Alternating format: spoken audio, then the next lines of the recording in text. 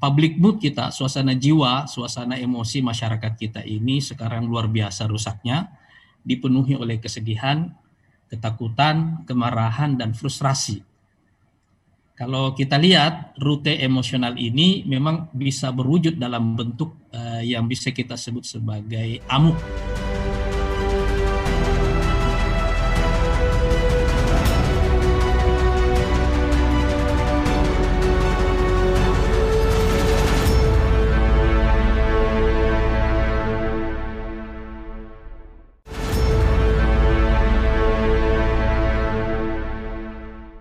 Assalamualaikum warahmatullahi wabarakatuh.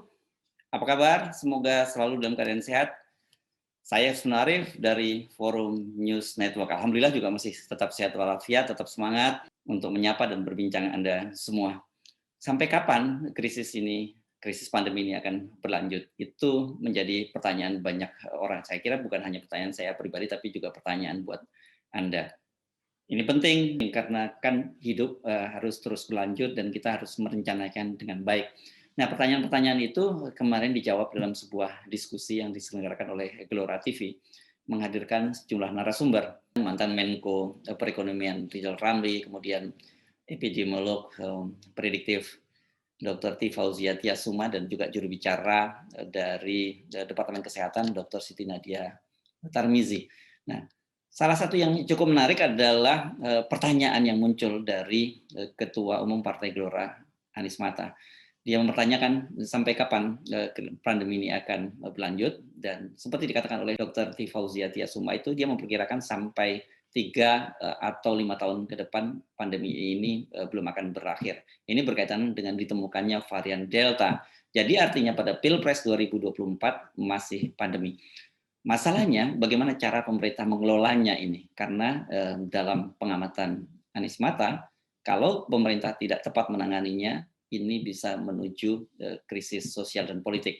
Dan saat ini menurut dia sudah lampu kuning.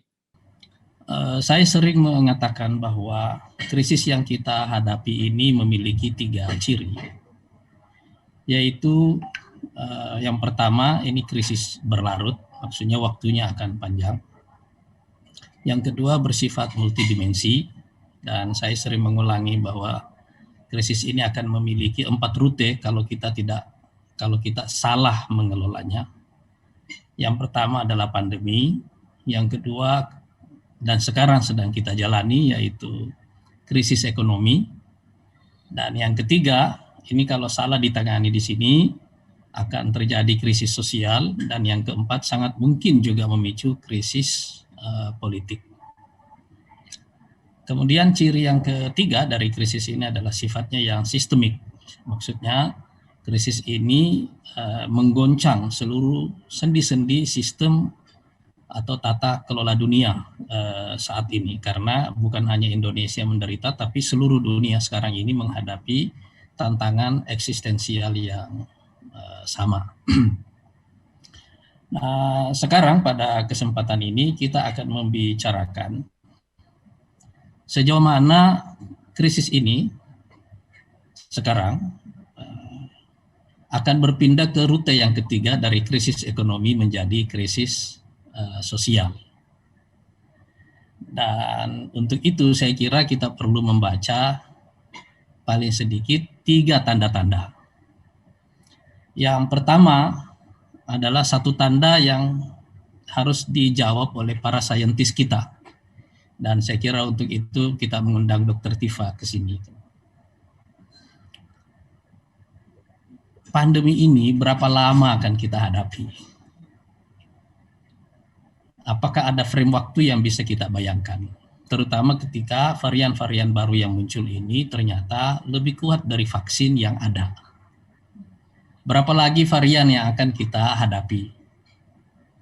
Dan apakah varian yang ada nanti yang akan muncul kemudian lebih kuat dari vaksin yang ada, sehingga kita perlu lagi vaksin yang ke-3, ke-4, dan seterusnya. Karena dengan menjawab persoalan time frame ini secara saintifik, paling tidak kita mempunyai bayangan bagaimana cara kita mengelola situasinya. Itu pertanyaan yang pertama, tanda-tanda yang pertama yang harus kita baca.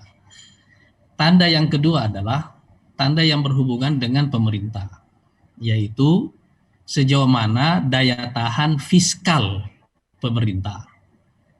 Kalau misalnya ya, kita membuat imajinasi aja dulu ya, para narasumber kita ini. Misalnya varian baru itu ternyata lebih kuat dari vaksin yang ada, ya kan?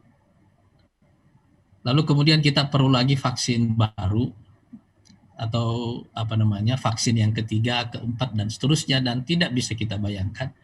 Lalu kita membayangkan misalnya bahwa untuk mencapai angka herd immunity misalnya diperlukan 60% populasi. Kalau kita ambil secara global, katakanlah 4,5 sampai 5 miliar populasi dunia yang harus diberikan vaksin. Dan satu varian itu kira-kira memerlukan 2 kali suntik satu vaksin. Lalu ada varian baru, kemudian perlu lagi 2 shot lagi dan seterusnya. Kan kita akan membayangkan berapa puluh miliar vaksin yang akan diproduksi secara global dan bagaimana satu nomenklatur dalam pengeluaran pemerintah ini akan menyedot anggaran dalam jumlah yang sangat besar. Lalu kita membayangkan bagaimana daya tahan misalnya UMKM kita atau small business kita dan secara umum korporasi bagaimana mereka bertahan, bukan hanya sekarang perusahaan kecil yang menjadi collateral damage dalam situasi ini, tapi juga saya kira termasuk BUMN kita. Mungkin kalau kita buka secara jujur apa adanya, jangan-jangan yang duluan kolaps justru BUMN kita gitu ya. Jadi ini semuanya menunjukkan bahwa tantangan ini akan menyedot anggaran pemerintah sedemikian rupa, sementara pada waktu yang sama menutup sebagian besar sumber pendapatan pemerintah. Jadi ini tidak bisa kita bayangkan bahwa berapa lama kita bisa bertahan secara fiskal dalam situasi seperti ini. Saya kira ini nanti akan menjadi porsinya Pak Rizal ini ya, sebagai mantan menterinya Pak Jokowi juga nih.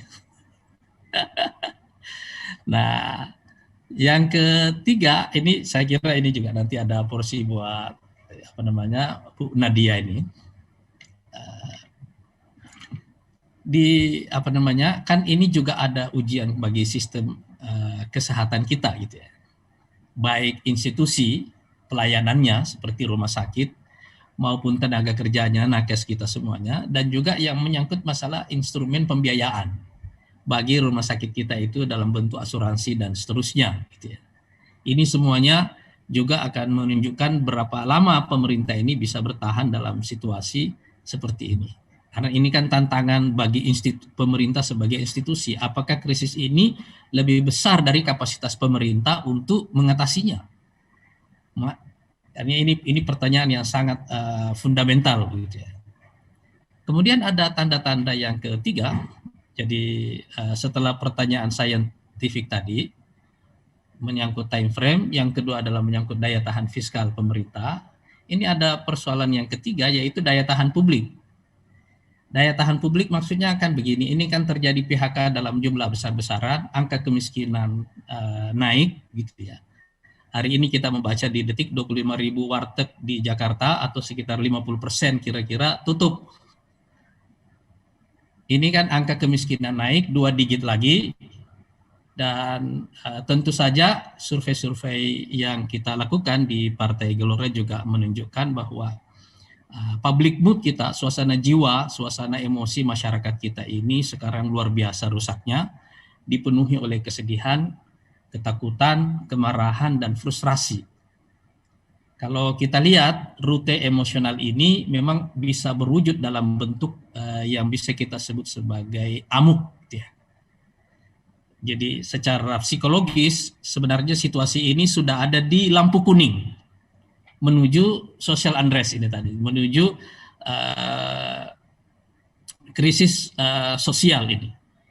Nah, tapi kita juga bisa melihat apakah sistem sosial kita misalnya dalam bentuk struktur extended family kita, artinya keluarga saling menanggung beban akibat kemiskinan yang terjadi ini sehingga ada tekanan hidup tapi bisa diredam, bisa diserap oleh struktur keluarga kita.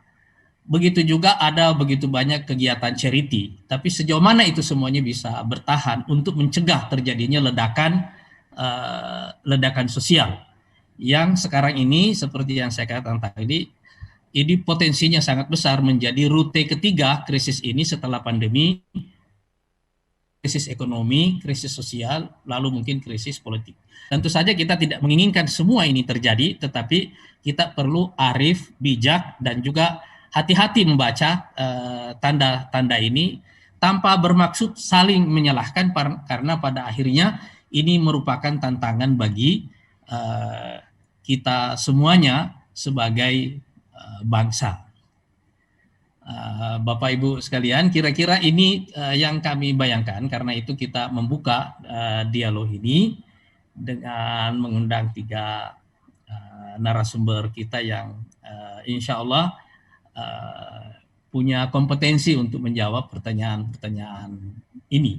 Mudah-mudahan insya Allah krisis ini tidak berlanjut menjadi krisis sosial, walaupun saya katakan bahwa tanda-tandanya menunjukkan bahwa kita ada di lampu kuning.